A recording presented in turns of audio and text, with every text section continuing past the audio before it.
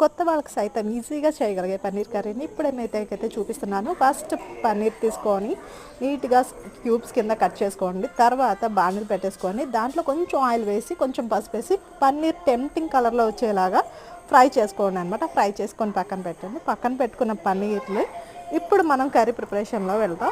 కొంచెం నెయ్యి వేసుకొని దాంట్లో కొంచెం జీలకర్ర వేసేసుకొని ఉల్లిపాయలు వేసుకొని గోల్డెన్ బ్రౌన్ కలర్లో వచ్చేలాగా వేపండి. ఇంకా పెరుగులో కొంచెం గరం మసాలా, పసుపు, ఉప్పు, కారం వేసుకొని మంచిగా మిక్స్ చేయండి. ఇది పన్నీర్లోకి కర్రీలోకి మంచి ఫ్లేవర్ని ఇస్తుంది.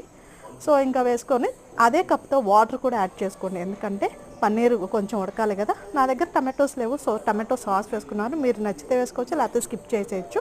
ఇంకా మనం పాలమిగడ వెన్న చేస్తాం కదా, ఆ పాలమిగడని అయితే వేసుకోండి. మంచి ఫ్లేవర్ ఇస్తుంది ఈ కర్రీకి, ఇదే ముఖ్యం అనమాట. సో ఇంకా పన్నీర్ని కూడా వేసేసుకొని ఇంకా అలాగా కొత్తిమీర, కొంచెం కరివేపాకు, మిర్చి వేసుకుంటే సూపర్గా టేస్టీగా రెడీ.